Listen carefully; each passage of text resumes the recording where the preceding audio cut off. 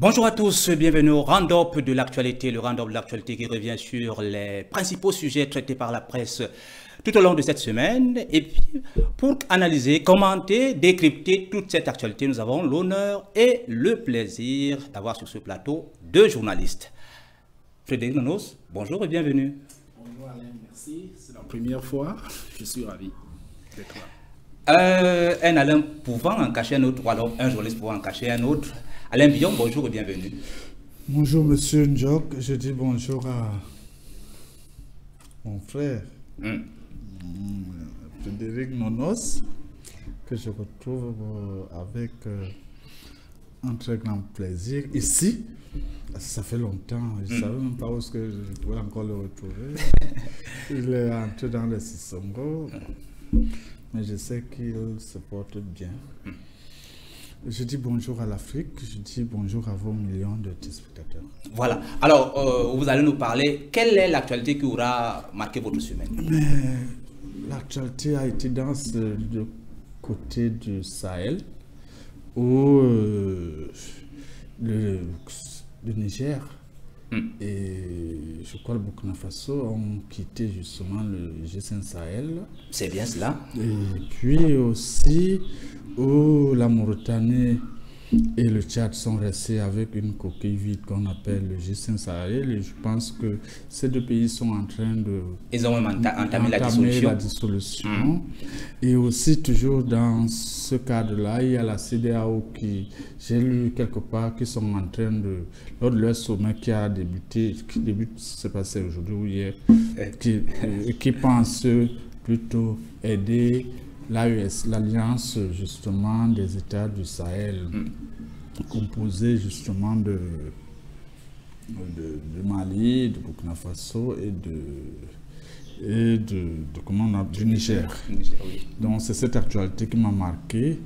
Je comprends que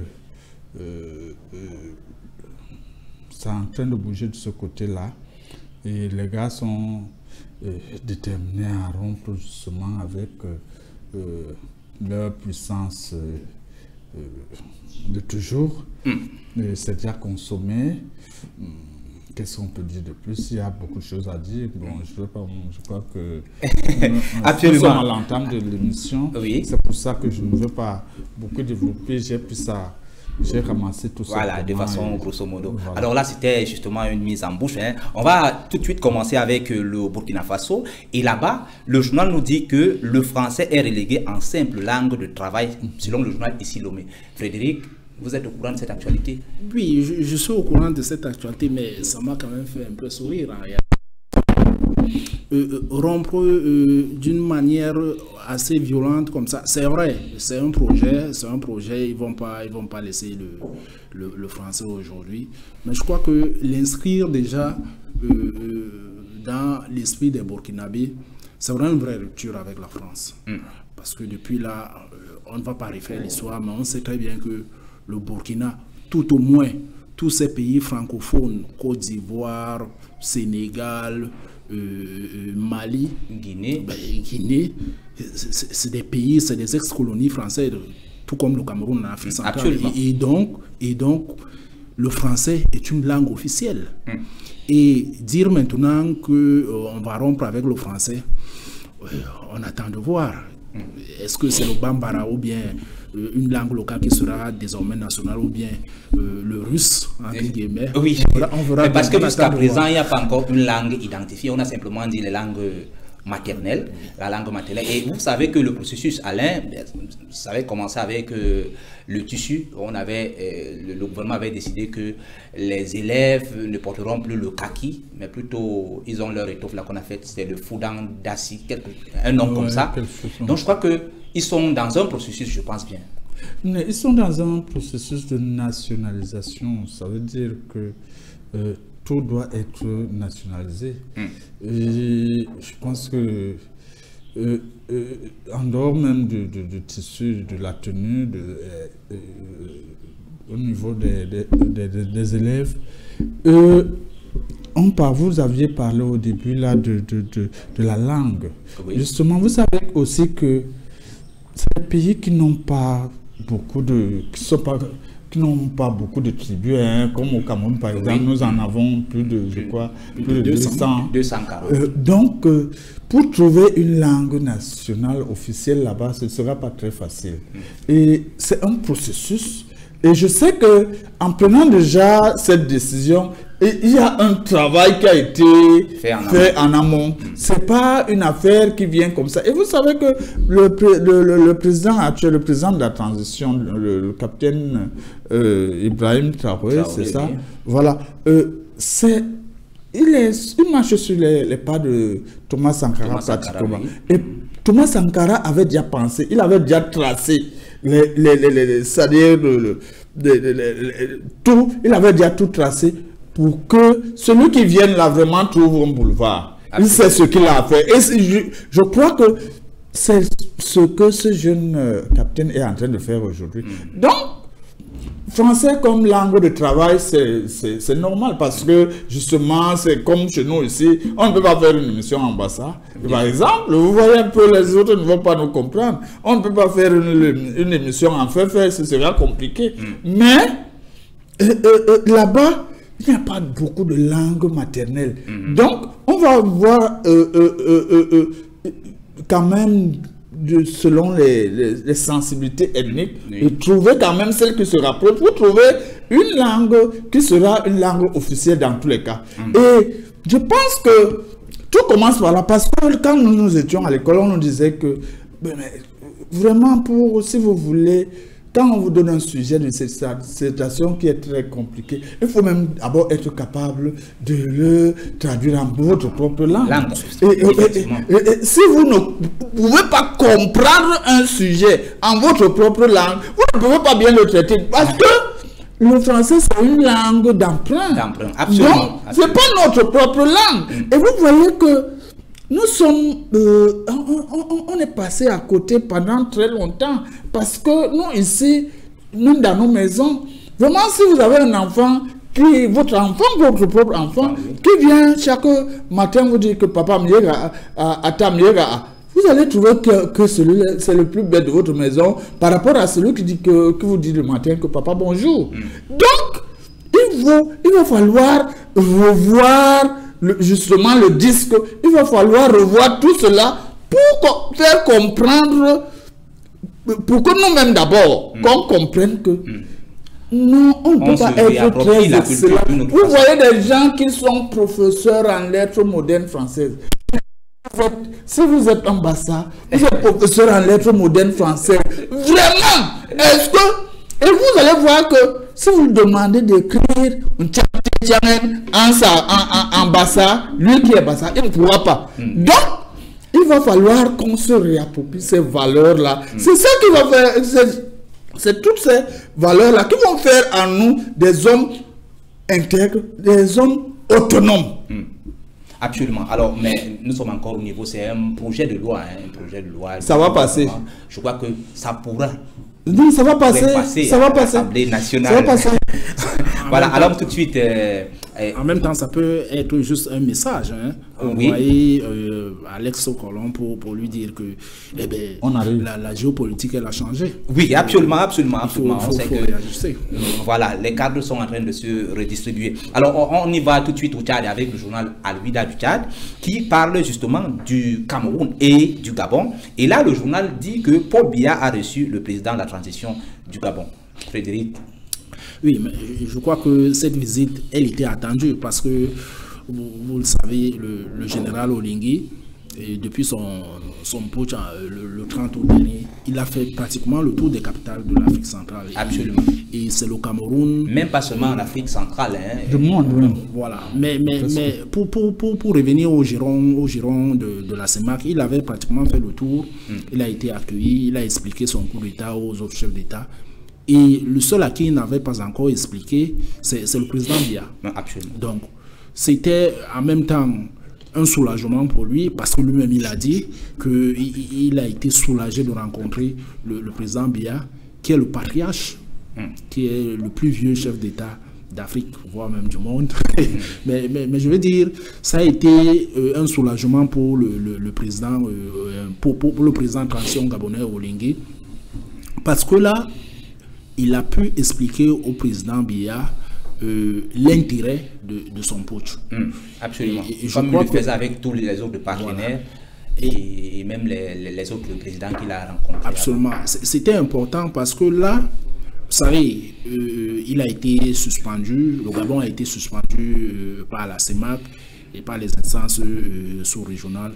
Et donc, en expliquant sa position et l'intérêt de son coup d'État au chef de l'État camerounais, cela lui permet de se faire comprendre. Et en même temps, on l'a suivi après son audience et il s'est dit satisfait. Il s'est dit satisfait et il a expliqué que le président l'a compris. Et c'était aussi une visite qui avait d'autres objectifs parce que, ça y est, on a des problèmes à la fois sécuritaires avec le Gabon. Il y a des problèmes de démarcation de la frontière. C'est des problèmes qui datent de depuis. Et donc, il fallait renouer ce contact-là avec son prédécesseur, si on peut le dire comme ça, Ali Bongo. Le processus avait commencé. Et maintenant, il fallait le renouer.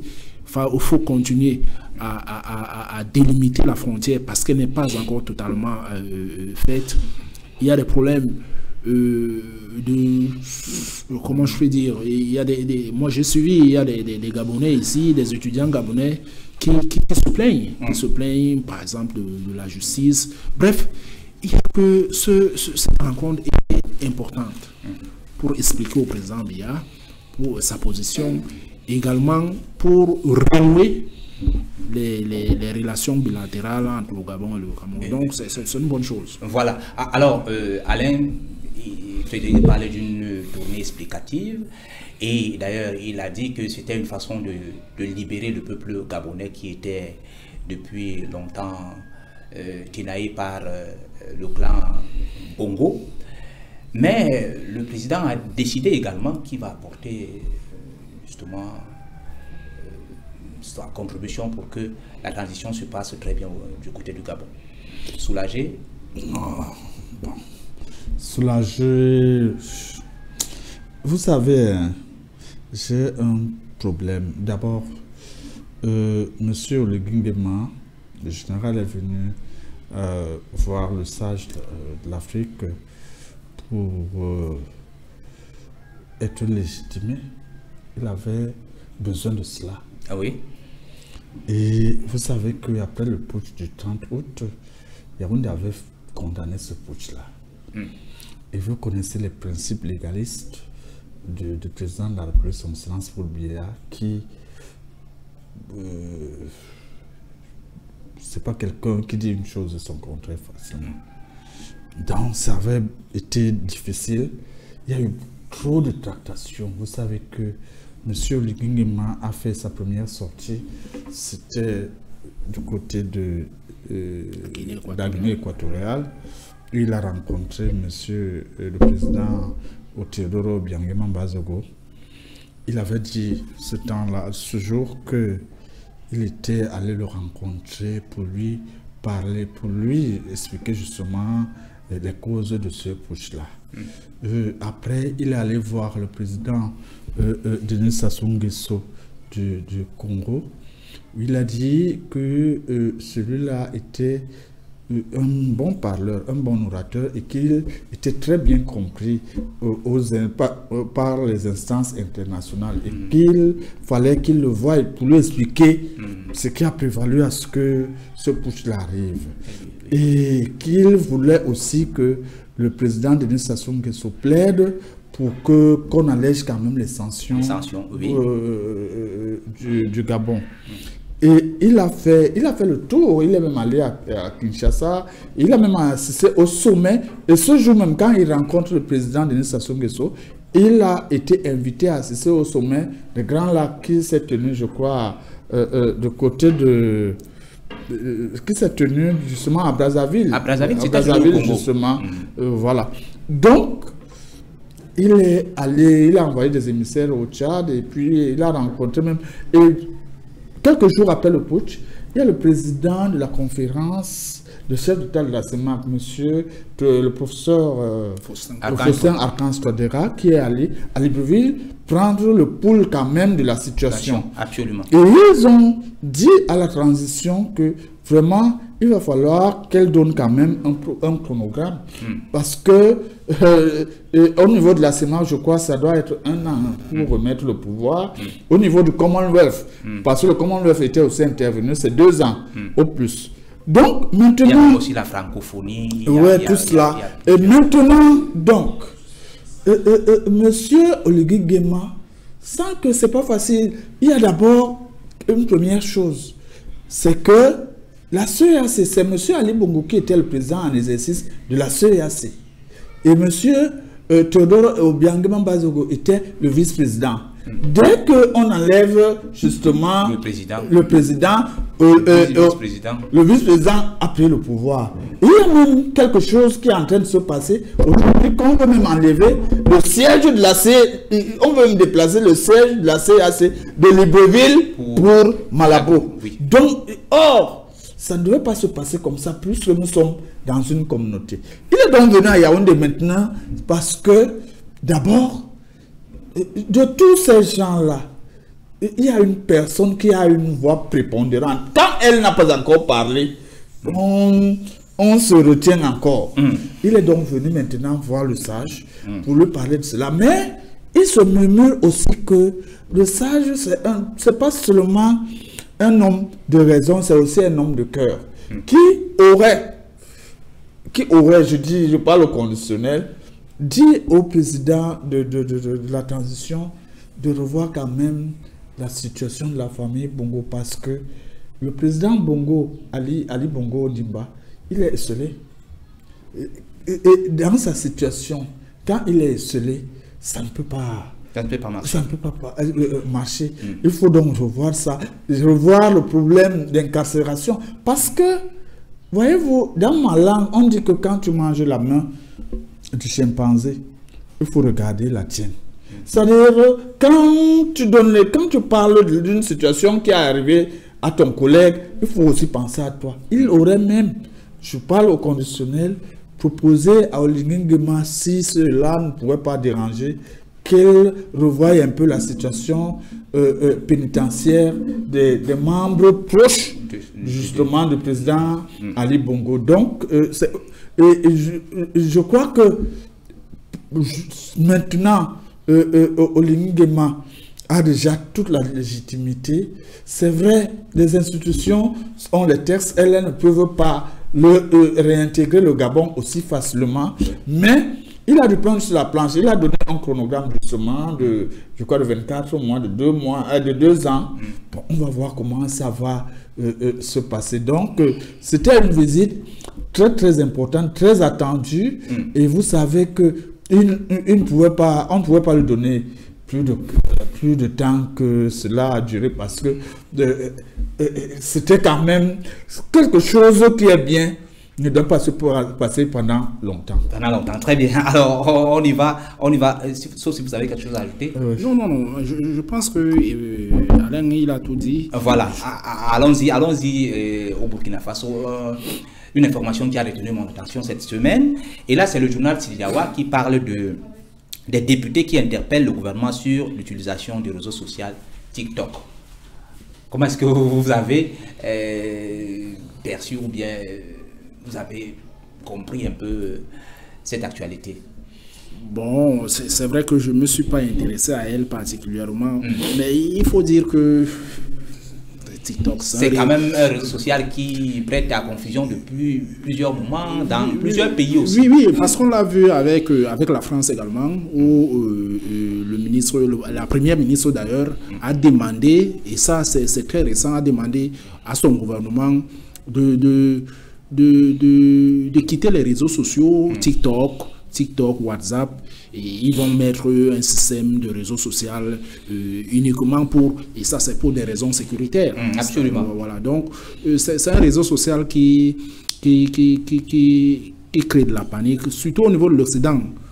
Si on rentre un peu en arrière, on a vu il y a cela 2 ou 3 ans, pendant le mandat de Trump, où il a demandé aux Américains de se déconnecter du TikTok parce qu'il y a des enjeux géopolitiques et ça, les Américains ou bien les Occidentaux ne peuvent pas accepter que les Chinois qui ont atteint un niveau technologique assez élevé puissent venir ils ont évoqué des questions de sécurité nationale. Oui. Donc, le Burkina, je disais tantôt, je n'ai pas suivi cette actualité particulièrement, oui. Mais ça me fait quand même sourire.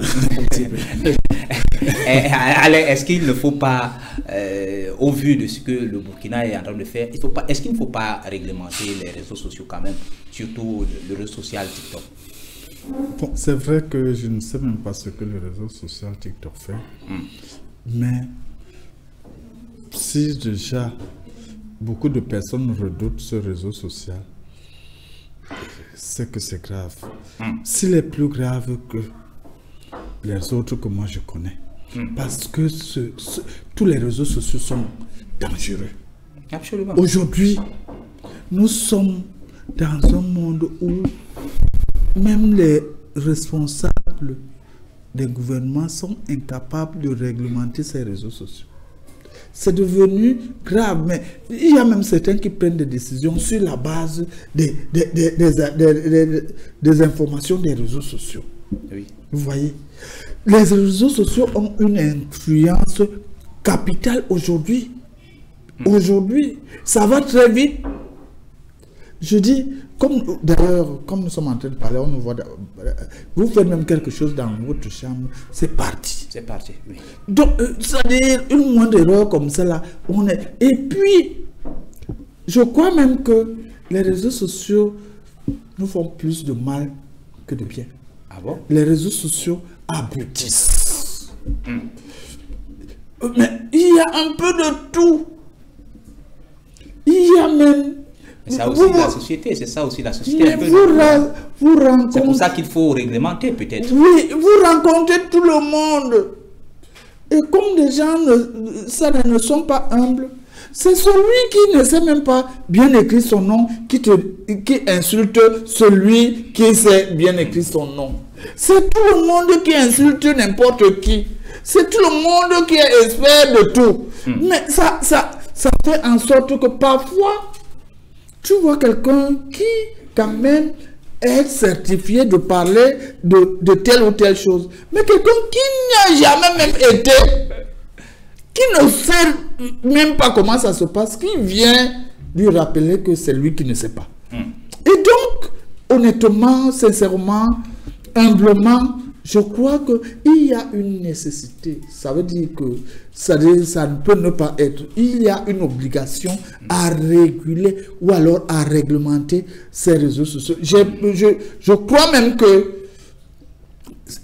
pour que ce soit même mieux régulé, si on pouvait même commencer à faire en sorte qu'il y ait une sorte de taxe sur les réseaux sociaux, ça pouvait faire réguler certaines choses.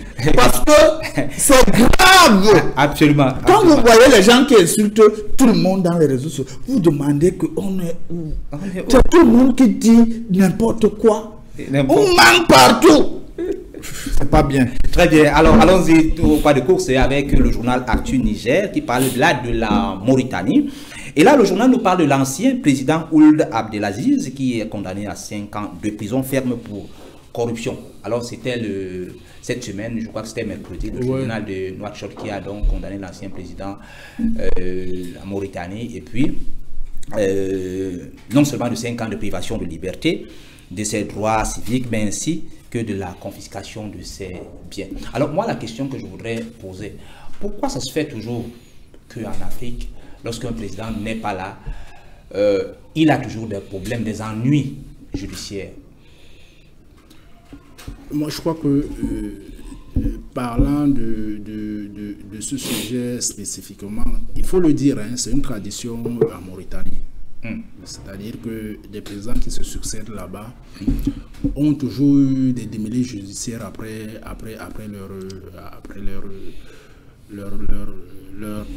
leur présidence. Ça veut dire que leur constitution ne les protège pas. Oui, mais en même temps, moi, ça m'inspire quelque chose. C'est-à-dire que quand on est au pouvoir, c'est une leçon en même temps. On doit faire attention parce que on se dit, quand on n'est plus, on est quand même comptable de tout ce qu'on a fait. Aujourd'hui, on peut se dire, oui, la justice est manipulée. Pourquoi on en veut au président? Pourquoi maintenant? Mais parce que certainement la justice a estimé que lors de son passage, il a dû commettre des malversations. En fait, moi, je ne le qualifie pas, mais je pense que peut-être la justice est bien placée pour pouvoir les éliminer. Oui, mais actuellement, puisque la condamnation est déjà là. Voilà, donc on estime qu'il a fait, et ça nous interpelle en même temps. Quand nous sommes en situation, il faut bien se comporter, parce que après, on peut être comptable. Et lorsqu'on est comptable, généralement, les partisans crient à la chasse aux sorcières, en oubliant que pendant le mandat, effectivement, il y a eu des violations, il y a eu des malversations. Et donc, pour moi, ça me surprend pas, parce que c'est un pays qui est habitué comme ça. Des présidents, ils sont à la fois jugés quand ils ne sont pas inculpés, d'autres parfois, ils quittent le pays pour s'exiler. Pour s'exiler, très bien. Et Alain, vous avez quelque chose à dire? Oui, justement, je dis que tout simplement, ça découle de la faiblesse des institutions que nous avons dans nos pays. Et il faut aussi comprendre que la fonction suprême, la présidence de la République, je crois, doit nécessiter une certaine indulgence, parce qu'elle est très forte. Que je pense que c'est difficile que personne exerce cette fonction sans commettre des erreurs. S'il faut regarder tout cela,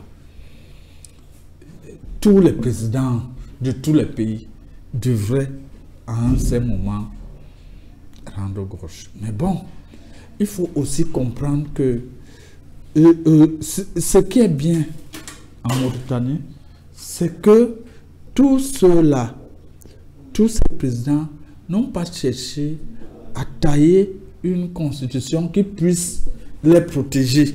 C'est ce qui est important. C'est ce qui peut, pour moi, démontrer quand même la bonne foi de ces dirigeants-là, où on peut quand même plaider pour eux. Parce qu'il y en a qui ont taillé des constitutions mais dès qu'ils quittent le pouvoir, pour les rattraper, ils ne sont pas comptables de toutes les erreurs commises pendant leur mandature. Or, Iranum Omanum Est, l'erreur est humaine. On peut toujours faire des erreurs, mais on ne doit pas faire, c'est-à-dire, comment on appelle ça, un plaidoyer prodonome à l'avance, qu'on plaide pour soi, qu'on taille une constitution pour soi-même. Il faut laisser que ceux qui viendront après toi viennent voir que vraiment on peut te juger ou pas. Mais il y a aussi des gens qui pensent quand même en Afrique que des fois c'est comme si c'est la chasse aux sorcières. Mais c'est là le véritable problème. Il faut donc que quand on a une constitution, quand vous laissez une constitution qui n'est pas taillée sur mesure, il faudrait que justement la justice soit libre. Parce que si la justice n'est pas libre, vous pouvez laisser le pouvoir, comme vous avez laissé le pouvoir à 56 ans là, c'est possible qu'il puisse revenir, mais une justice qui n'est pas libre va lui chercher des poux et puis le condamner par exemple à 30 ans de prison ferme. Et pour casser tout simplement sa carrière. Donc il faut, c'est des choses qu'il faut bien mesurer. Dans tous les cas, des institutions fortes vont avec une justice libre. Voilà, très bien. Et allons-y au Togo. Et là-bas, le journal ici Lomé, qui parlait là-bas du Sahel, le trio Mali, Niger et Burkina sur les pas d'une confédération. Ça, c'est une bonne nouvelle, non? Oui, c'est une bonne nouvelle, surtout sur le plan sécuritaire. Parce qu'on a vu très récemment... Parce que non seulement ils ont coalisé sur le plan sécuritaire, je veux dire le plan militaire, maintenant il y a aussi d'autres choses qui sont en train de rentrer en compte. Oui, et je crois que c'est une belle alliance. Elle promet abondamment. D'abord sur le plan sécuritaire, tout le monde a vu la coalition européenne conduite par la France qui a passé plusieurs années, on dirait même des décennies à combattre le terrorisme au Sahel. Depuis 2013. et qui n'a pas pu. Et là, lorsque le président de transition du Mali a pris les choses en main, il s'est rallié à la Russie, on a vu. Oui, les résultats sont là. Kidal, voilà. Kidal qui était sous la coupole des terroristes depuis une dizaine d'années, on a vu. Et donc, cette dynamique. Ils ont même nommé un gouverneur. C'est le bastion de la. Et même du côté du Burkina Faso aussi, ils ont aussi repris Djibo. Voilà. Donc, je crois que ça avance quand même. Et donc, sur le plan sécuritaire, lorsqu'on parvient quand même à restaurer son intégrité territoriale, c'est un message qui porte. C'est un message qui porte. Et maintenant, je crois que cette coalition, elle va également s'étendre sur le plan commercial. Tout le monde se souvient que lorsque le Niger a été suspendu pour le putsch récemment, il n'y a que le Burkina et le Mali qui lui ont dit, mais attendez, nous n'allons pas nous engager sur la voie de la force. Oui. Et donc, nous sommes prêts, même si nous sommes pauvres financièrement, à partager avec vous les maigres ressources dont nous avons. Donc, moi, je pense que c'est une alliance qui est forte. Elle est à la fois sécuritaire, à la fois commerciale. Et certainement, elle va inspirer d'autres pays de la sous-région. Pourquoi pas, soit à la rejoindre, soit à imaginer un autre destin aussi pour leur pays. Alain, l'alliance AES qui est en train d'aller vers une confédération, mais aussi il y a sous cap la monnaie qui va bientôt être aussi mise sur pied. Oui, c'est une alliance qui est en train de porter des fruits. Voyez-vous, Frédéric venait de parler du bilan de Barkhane et de la MINUSMA qui a été pratiquement opération Serval, Barkhane, tout ça là, oui, c'était pas ça. Pendant des années, on n'a rien vu. Ils étaient là sur le terrain, à piller les ressources naturelles, à chercher les filles. Et puis, c'était tout. Ils ne faisaient plus rien. Ils dealaient même avec des terroristes. Ils leur donnent les armes. Après, ils demandent que non, les armes, là, il faut encore d'autres armes. Si bien que, d'abord, Barkhane, pour que Barkhane parle tout le mal, c'était très compliqué. MINUSMA même, ils n'ont même pas pu respecter justement le délai pour partir. Ils ont laissé Kidal pratiquement même entre les mains des terroristes. Ils n'ont pas respecté le programme de départ. Du départ, oui. N'eût été justement l'aide des institutions russes et puis les femmes qui ont dit mais comment il faut qu'on fasse quelque chose. Et en quelques jours, ils ont repris Kidal. Ils ont même déjà installé un nouveau gouverneur. Et donc, vous savez, la même chose, pratiquement aujourd'hui, c'est la même démarche qui est en train de se faire qu'au Burkina Faso, qu'au Niger. Les instituteurs russes sont arrivés au Niger, je crois bien, il y a cette semaine même. Il y a eu des pourparlers, il y a eu des conventions qui ont été signées. Et vous voyez, la coopération avec la Russie est une coopération qui est en train de porter ses fruits et elle est méthodique. Méthodique parce que quand vous voyez cette même semaine, vous savez qu'il y a déjà le tramway qui sera du côté du Mali. Ils ont déjà, il y a eu beaucoup de coopérations qui ont été signées, que dans le cadre de l'aéronautique, que dans le cadre même, dans beaucoup de secteurs qui ont été signés. Vous savez, vous ne pouvez pas investir si vous n'avez pas la sécurité. C'est là la démarche russe. Et l'Alliance des États du Sahel est en train de se focaliser d'abord sur la sécurité parce que ça a été un problème qui leur a beaucoup coûté et qui a même fait en sorte que certains viennent les mentir. Je vais utiliser le terme là. C'était du pur mensonge que de venir dire que non, on peut vous aider. Mais pendant que vous y êtes, on vous dit que vous y êtes, vous ne faites rien. Vous cherchez les femmes. C'est pas possible ça. Et donc, je crois que il faut savoir que aujourd'hui, vous avez même vu que il y a je crois que Tidjani a été reçu hier au Togo. Au Togo, il a été reçu au Togo. Donc, vous devez comprendre que cette alliance-là va s'agrandir, va s'étendre. Et je ne sais pas, peut-être qu'il y aura une nouvelle zone, ce sera peut-être pas la CEDEAO, mais ce sera une zone peut-être du Sahel, parce que maintenant, vous voyez la Mauritanie, ça va chuter, le G5 Sahel, ça va chuter, parce que celui qui portait le G5 Sahel, c'était le maréchal Déby. Voilà. Et Déby. Il est mort. Maintenant, là, il n'y a plus rien. Absolument. Les gens qui ont même voulu, qui ont infecté ce G5 Sahel-là, la France, justement, a infecté ce G5 Sahel, voulant plomber, justement, l'action de ce mouvement-là. Elle a suffisamment plombé parce qu'elle a promis même des financements qui ne sont jamais venus. Mais le maréchal lui-même, il portait ça. Voilà. Moi, c'est fini. Très bien. Alors, parlons même du G5 Sahel. Le journal La Nouvelle Tribune nous dit qu'après le Mali, le Burkina Faso et le Niger, qui claquent donc la porte du G5 Sahel. Mais je crois que c'est tout à fait logique. Il faut voir l'enchaînement des événements. C'est-à-dire que... Et les résultats jusqu'à présent. Absolument. On n'a pas vu, dans la lutte contre le djihadisme, on n'a pas vu l'efficacité du G5 Sahel.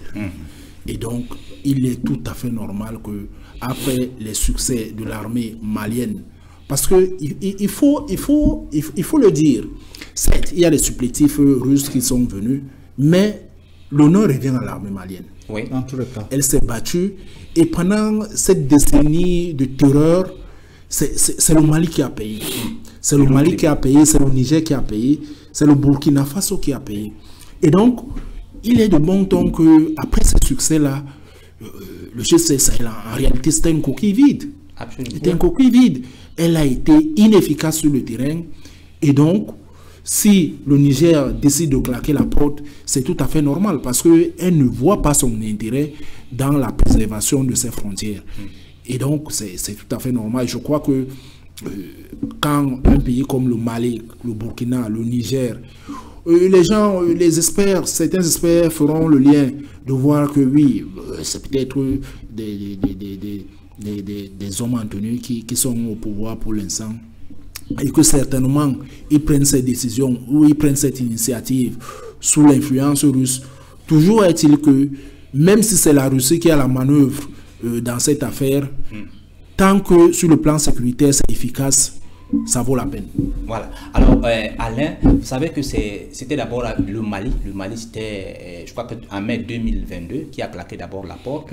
Et il se trouve que c'est parce qu'il y a eu non-respect de certaines conventions entre tous les pays de l'Alliance. C'est-à-dire que la présidence de l'Alliance était rotative.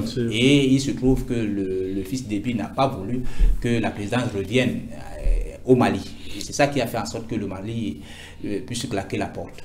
Et aujourd'hui, nous en sommes aussi à deux autres pays qui rejoignent le Mali. Donc le G5 Sahel, il disait tout à l'heure, c'est devenu une coquille vide. Et d'ailleurs, nous parlions tout à l'heure de cette organisation qui est en voie de dissolution. Mais c'est une organisation qui n'existe plus que sur le papier.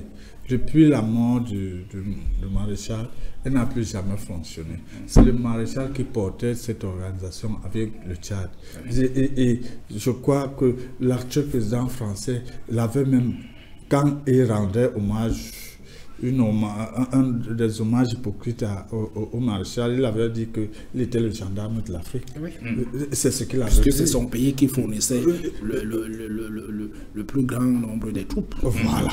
Donc, mort, c'était déjà plombé et c'était réussi. Et c'est pour ça que je dis qu'ils ont réussi, la France a réussi à infecter justement ce G5 Sahel-là. Le maréchal, mais il faut le dire par un coup d'État. Hein. Comme vous savez selon ça, certaines indiscrétions. Mais c'est un coup d'État. Moi, j'ai vu le corps. Il y avait des vidéos, non, partout. C'était affreux. C'est un coup d'État. Et donc, vous voyez que jusqu'à ce jour, on a tellement mis la pression au pouvoir de la transition du Niger de donner un chronogramme. Mais est-ce qu'on demande le chronogramme du Tchad à la transition tchadienne? Vous connaissez le programme de la transition tchadienne? Non. Vous connaissez le programme de la transition guinéenne? Non. Voilà. C'est pour vous faire comprendre que il y a quand même des soumis et des insoumis.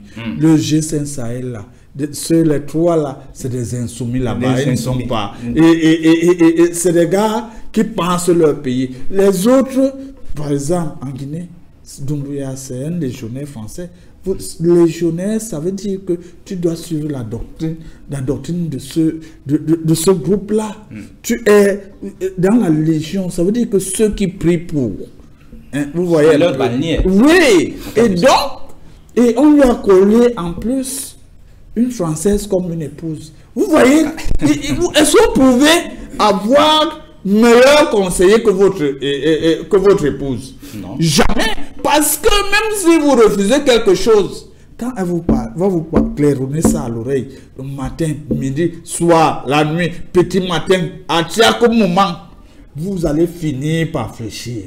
Et vous comprenez que en Guinée, la France règne là-bas en grand maître. Doumbouya ne se dérange même plus. Il peut rester au pouvoir comme il veut, tant que les intérêts français sont garantis. Et c'est pour ça que le G5 Sahel, pour revenir, pour chuter, je dois dire qu'il était de bon ton que ce soit dissous depuis. Je ne sais même pas pourquoi les gens tourner en rond, ou alors c'était une sorte de roublardise, on ne voulait pas que ça se passe comme ça. Maintenant donc, c'était déjà tellement mou que les trois là ont senti qu'il y avait du puits à l'intérieur. Ils ont mis le doigt et puis ça a explosé. Très bien. Alors allons-y rapidement avec le journal Wakat Sera qui parle donc de la Russie. Poutine qui va vers un autre mandat présidentiel. Vous savez que les élections de la Russie, c'est en mars 2024. Oui. Et c'est un communiqué qui a eu lieu, je crois que c'était jeudi dernier, avec justement la présidente du conseil de la fédération qui parlait donc de cette élection. Et là, le journal burkinabé qui parle déjà de Poutine qui va vers un autre mandat présidentiel. Oui, mais ça, je crois qu'il a déclaré sa candidature il y a cela avant-hier. Avant-hier qu'il est président. Et que de toutes les façons, il n'avait pas de choix. Il n'avait pas de choix. Il a commencé un travail. On va finir. Absolument. Je crois que Poutine est dans une bonne lancée maintenant. Et ça, ne nous trompons pas. Il sera réélu. Il sera réélu parce que... avec un score même... l'opposition, elle n'existe pas en Russie. Bon, ou bien elle existe, mais elle est un tout petit peu muselée. Et puis, je crois que c'est une bonne chose pour la Russie. Il lui-même l'a dit. Il ne peut ne pas, parce qu'il est en guerre. Absolument. Il est en guerre. Un général ne peut pas quitter le bateau au moment où tout tourne, parce qu'il est dans un bon vent maintenant. Absolument. Vous avez vu son déplacement dans le Moyen-Orient avec des Sukhoi qui l'escortaient. En même temps, c'est un pied de nez à l'Occident pour dire que vous avez lancé un mandat d'arrêt international contre moi. Me voici qui voyage. Me voici qui renoue. De toutes les façons, il ne renoue pas. On sait qu'il a des liens très privilégiés avec les Émirats et le Qatar. Et là, son voyage lui a permis d'asseoir encore sa stature internationale. Ouais, sa notoriété. Voilà, on l'a vu d'abord avec le G20 virtuel. Et là, il a effectué un déplacement, le tout premier après Covid et la guerre. Donc, il est dans un bon vent. Et le mandat qu'il s'apprête à briguer, le 5e, va tout simplement le conforter et conforter la Russie sur la place internationale. Parce qu'aujourd'hui, les enjeux géopolitiques font en sorte que désormais, la Russie, elle avait toujours, mais je crois que la guerre contre l'Ukraine et la guerre qui se passe au Moyen-Orient entre le Hamas et Israël et l'hypocrisie des Occidentaux qui est mise en nu par rapport aux 2 poids 2 mesures permet à Poutine de prendre une longueur d'avance et de se présenter comme quelqu'un qui est franc, qui veut des relations gagnantes et qui n'est pas là pour assujettir des peuples ou dominer. Donc je crois que c'est une bonne nouvelle pour la Russie, c'est une bonne nouvelle pour Poutine, qui de toute évidence devait se porter candidat. Absolument. Alors Alain, Poutine qui est annoncé pour un autre mandat, d'ailleurs on sait qu'il parlait tout à l'heure de la géopolitique, on sait que depuis un moment la Russie a récupéré certains territoires, Donbass, Donetsk, et je crois que après cette élection, la Russie va simplement ramener tous ces territoires, va simplement occuper tous ces territoires, je veux dire. Oui, mais moi je vais aborder ce sujet dans le sens des leçons à tirer. C'est le 5e mandat. Pour faire comprendre que l'essentiel, les mandats, ce n'est pas une affaire. Quand quelqu'un travaille, il peut même faire 100 mandats. Ça ne dérange pas son peuple. Mais avant même de dire ça, mais il faut aussi savoir que le monde ne doit pas être compris simplement sur la façon occidentale. Hein. Les gens comprennent le monde d'une autre façon. Il ne faut pas que les gens s'approprient sur une simple façon de comprendre le monde. On comprend aussi le monde d'une autre façon. Vous pouvez me prêter de l'argent, mais pas...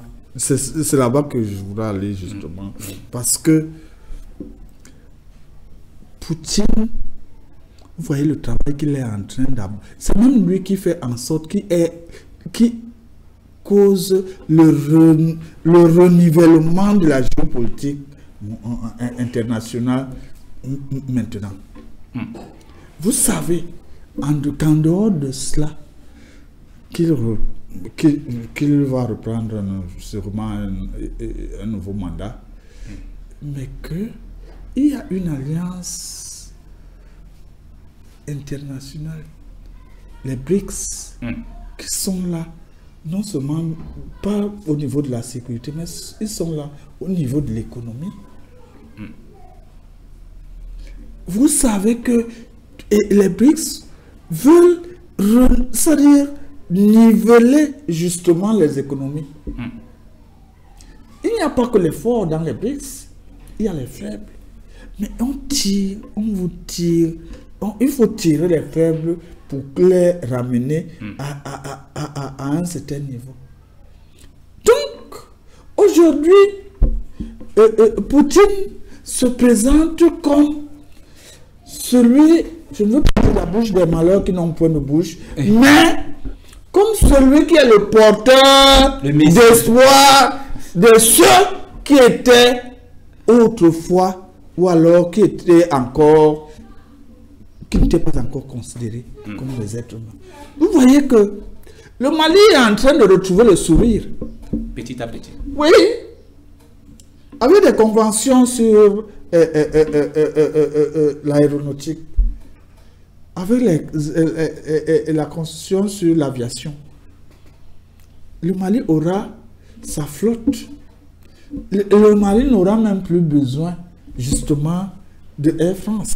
C'est pour ça que quand Air France a voulu revenir, ils ont dit que non, vous êtes partis sans nous dire. Ne venez plus comme ça, vous ne pouvez plus revenir comme ça. On ne vous a pas chassé, c'est vous qui êtes partis, donc attendez d'abord. Il y aura même une alliance, c'est-à-dire une coopération au niveau de l'aviation entre les 3 pays du Sahel là. Donc, ce sera que si tu veux aller si tu es malien, tu veux aller au Burkina Faso, tu payes 200. Allez, tu montes dans l'avion, tu es déjà au Burkina. Ce ne sera pas une affaire d'argent. Mais ça va faire en sorte qu'il y ait justement le commerce dans cette zone-là. Des échanges. Des échanges. Donc, Poutine, j'ai mal parce que je le vois, il est encore solide. Je me demande comment ça va se passer quand ce messie-là va partir. Parce que c'est grâce à lui que nous, aujourd'hui, nous pouvons parler comme nous parlons. Et il y a plusieurs Poutines qui vont naître. Hein.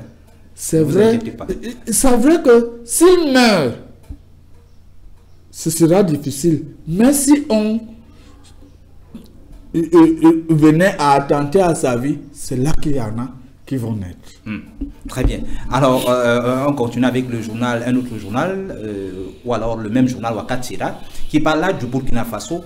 Des coups d'État ont été commandités par le gouvernement français, Dixis, le premier ministre burkinabé. Et il a aussi soutenu que le terrorisme au Sahel a été suscité par le gouvernement français. Des accusations graves. Ouais. Oui, des accusations très graves pour un Premier ministre. Et c'était devant les députés. Hein. Oui, mais en même temps, il faut comprendre dans quel contexte il fait ces déclarations-là. Ça est, le Burkina, tout comme le Mali ou le Niger, sont dirigés par des présidents de transition qui sont des militaires. Et donc, leurs coups d'État n'ont pas été approuvés par l'ex-colonie qu'est la France. Aujourd'hui, on se rend compte que, d'après leur service, parce qu'en réalité, un Premier ministre ne peut pas tenir un discours comme ça s'il n'a pas un faisceau d'éléments. Absolument. Donc, il se rend compte que toute cette insécurité dans la zone sahélienne était probablement causée par des Occidentaux et particulièrement la France.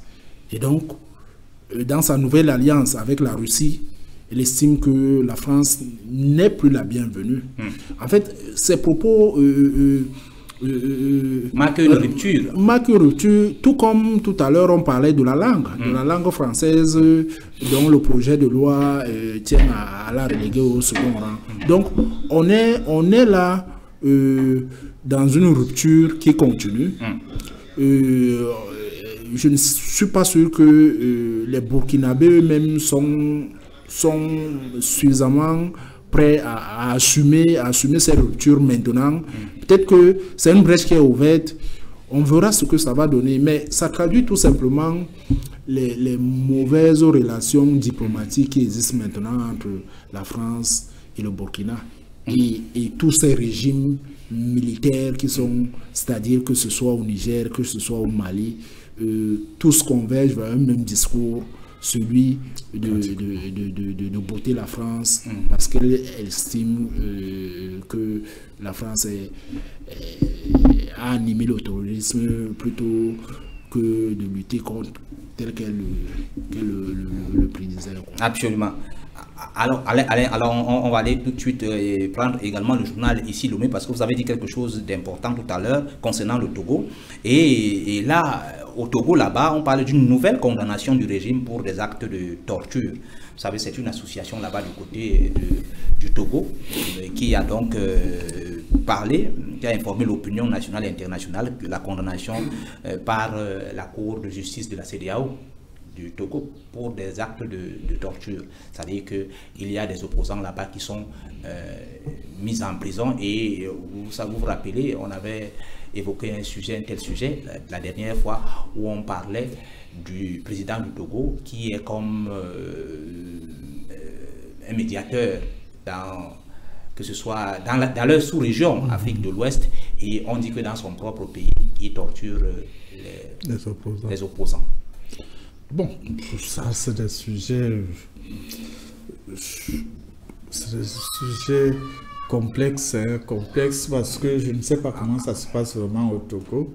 Et surtout que là, c'est une décision de justice, vous dites. Oui, la décision de justice de la CEDEAO. De la CEDEAO. La CEDEAO. La justice sous-régionale. Mais là, non, là, ça me dérange déjà parce que, vous savez que la CEDEAO ces derniers temps est justement quelque chose qui, même ces décisions de justice sont à prendre avec des pincettes, parce que vous avez vu le comportement quand il fallait condamner le Niger. Vous avez vu aujourd'hui que cette même CEDEAO siège bien avec la Guinée sans qu'il y ait des problèmes. Vous voyez comment cette CEDEAO a pris des sanctions contre le Niger, le Mali, même. C'était difficile. Très difficile. Mais pendant ce temps, cette CEDEAO dîne bien avec la Guinée. Vous comprenez ça comment? C'est pour ça que même leurs décisions de justice, personnellement, je dois les jeter justement dans la poubelle. Parce que vous ne pouvez pas être justement inconséquent jusqu'à ce niveau. Vous ne pouvez pas être comme ça. C'est-à-dire, vous dites une chose le matin, mais vous condamnez une chose ici, la même chose, vous l'acceptez de l'autre côté. Mais non, il faut quand même être cohérent avec soi-même. Et je vais voir, le 10 c'est quand? Le 10 c'est demain. À partir de demain, il y a un sommet ordinaire justement de la CEDEAO qui doit se tenir dès demain. On va voir comment ça va se passer parce qu'on les attend, on va voir comment ça va se passer concernant juste le problème du Niger, ça va revenir, que c'est leur plat de résistance là-bas.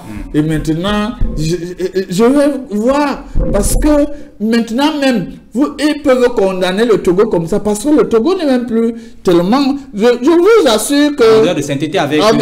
dans la CEDEAO là-bas, je vous assure que dans bientôt, vous allez entendre que le Togo aussi est déjà dans l'AES. Donc, c'est quelque chose qui est en train de se... Il y a du travail qui est en train d'être fait. Malgré que dans ces pays-là, il y a quand même les reliques américaines qui font des petits, qui viennent là. L'autre jour, j'ai vu que les Américains ont donné des dons d'1 milliard de francs CFA. Que là où les Russes donnent des dons de plus importants, vous venez donner des dons d'1 milliard de francs CFA. Ça sert à quoi? Ça ne peut servir à rien. Aujourd'hui, là, eux tous là, vous comprenez, non? Eux tous, que ce soit la France, que ce soit les Américains. Ce qu'il faut faire, c'est qu'ils doivent d'abord partir, essayer de faire une sorte d'introspection pour revenir. Parce qu'aujourd'hui, les Africains ont besoin des partenariats gagnant-gagnant. Il n'y a plus que vous venez piller, il n'y a plus de chasse gardée. Absolument. Très bien. Alors, et on revient en Afrique centrale avec le journal Al-Huda du Tchad qui parle là du Cameroun et de la Guinée équatoriale. Et là, le journal parle donc de la BAD qui accorde un prêt pour construire le pont reliant les deux pays. Et ce qui m'a intrigué un peu, c'est que parmi les partenaires financiers, il y a donc l'Union européenne, il y a la BDCAE et qui va justement, qui vont les deux s'impliquer dans ce projet intégrateur. Oui, justement, je vais parler. Oui, allez-y. Voilà. Justement, c'est un projet intégrateur et vous savez que les 28 et 30 novembre dernier, il y a eu la table ronde des investisseurs du côté de Paris où justement la CEMAC, par le truchement de PREP-CEMAC, le programme de réformes économiques et financières de la CEMAC, a récolté pratiquement 6 000 milliards, plus de 6 000 milliards pour la deuxième génération des projets intégrateurs. Parce que la première est déjà presque achevée. Certes, tous les projets ne sont pas encore achevés, mais on est à 85%. C'était 11 projets, nous sommes déjà à il manque 7 projets. Ils doivent être implémentés. Les autres ont déjà commencé, les 4 autres ont commencé. Non, il y a plus de 8 qui sont déjà terminés, la construction, et il y a encore quelques-uns qui n'ont pas encore été achevés. La construction n'a pas encore été achevée. Voilà. Maintenant, la deuxième phase, donc, c'est là. Et parmi ceux qui... Et quand on parle de plus de 6 000 milliards, ce n'est pas de l'argent qu'on vous donne comme ça, content. Hein. C'est des promesses, c'est parfois des prêts. C'est-à-dire PP, comme c'est vous qui connaissez comment ça veut dire. C'est des prêts dont on finance pratiquement des préfinancements et puis les retombées en ce moment, ceux qui ont préfinancé recueillent les retombées, ainsi de suite. Je crois que c'est ça. Donc, vous comprenez donc qu'aujourd'hui, à l'Afrique centrale, on parle de l'intégration. L'intégration, ça ne peut pas se passer quand je ne peux pas partir de Yaoundé ou alors de Bolova pour aller à Malabo. Je ne peux pas aller justement en voiture. L'intégration, c'est les routes. L'intégration, c'est la connexion Internet. L'intégration, c'est même des connexions électriques. Donc, c'est tout ça. Ça va par les voies de communication. Donc, forcément. Donc, c'est ce lot-là. Et parmi ceux qui ont fait des promesses, il y avait justement la BAD, il y avait les Chinois, la Chine, il y a des Émirats qui ont donné une cote assez importante à ces projets intégrateurs-là, au financement de Il y a aussi l'Union européenne. Oui, il y a aussi l'Union européenne. Ça, ce qui est sûr, rassurez-vous que jusqu'à présent, l'Afrique centrale n'a pas encore dit non à l'Europe. C'est-à-dire, ce sont des partenaires. Oui. Ce sont des partenaires comme tous les autres. Oui, je suis d'accord. Quelqu'un a dit que aujourd'hui, certes, c'est des prêts. On ne peut pas se développer avec les prêts, mais on prend quand même. Aussi, quelqu'un a dit que l'Afrique centrale aujourd'hui ne peut que s'appuyer sur ces prêts-là pour pouvoir financer ces projets-là. Il n'y a pas d'argent. Il n'y a pas d'argent. Et non seulement cela, quelqu'un avait dit aussi, que le plus sage avait dit que il parlait de son pays, que le Cameroun n'est pas la chasse gardée de personne. Ça veut dire qu'aujourd'hui, on est avec l'Union européenne, mais on est aussi avec les autres. La multiplication. Oui, il faut multiplier. Une jeune fille qui a, depuis sa jeunesse, n'a connu qu'un seul homme. C'est un mauvais exemple. Il ne peut pas savoir ce qu'il y a meilleur que s'il n'a jamais goûté ailleurs. Mauvais exemple. Justement, je trouve que l'Afrique centrale fait une très bonne option de chercher quand même à multiplier des partenaires. Et enfin maintenant, à la fin, sûrement que l'Afrique centrale va dire que celui-là m'a donné ceci, celui-là m'a... Non, mieux, on laisse l'autre là. Je reste donc avec ce partenaire fidèle. Très bien. Frédéric? Non, je crois que c'est un projet intégrateur. Maintenant, on attend tout simplement parce que le marché n'a pas encore été gagné. Oui. On attend tout simplement de savoir qui va construire ce pont-là. Voilà. Pour quel délai? Voilà, on termine avec le journal Horizon Nouveau qui est un journal camerounais, oui, qui parlait cette semaine de nouveau mouvement populaire. Son siège a été inauguré du côté de Douala à Nouvelle. Oui, c'est le nouveau mouvement populaire, c'est le parti politique du président Banakane, un panafricaniste très bien, très fougueux que tout le monde connaît, un homme modéré aussi, hein, c'est pas façon de voir la télé parfois, vous savez, quand on parle de ce que la colonisation nous a fait, on a très mal, c'est pour ça que parfois il hausse un peu le ton. C'est un monsieur modéré et il a ouvert justement, il a inauguré son siège du côté de Bali. Ça fait 11 ans qu'il a commencé de travailler. C'est un travail de longue haleine. Et il n'est qu'au début. Un travail de fourmi aussi. Oui, il n'est qu'au début.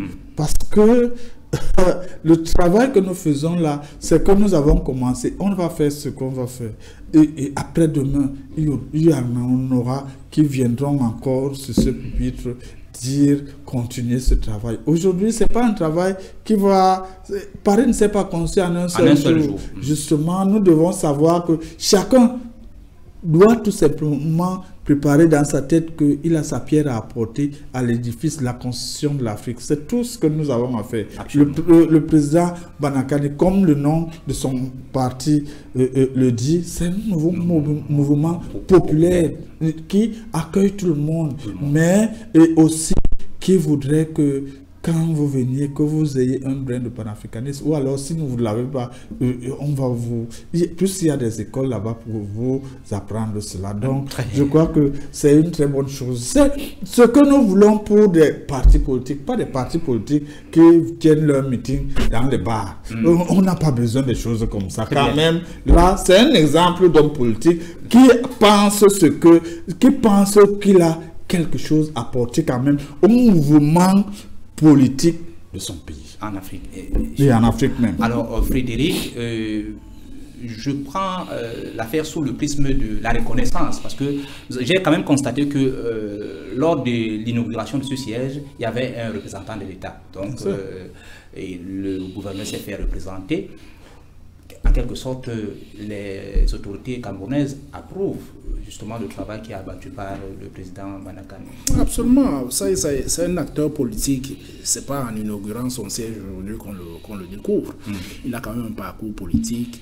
il est parti du Manidem et donc Badakani. Badakani est un homme politique qui est connu aussi bien du pouvoir que de l'opposition. Donc, l'inauguration du siège de son parti s'inscrit dans la logique du pouvoir qui accompagne le mouvement politique. On pourrait parler de lui, de Badakani, tout comme on pourrait parler de Cabral Bibi ou bien d'un autre parti politique.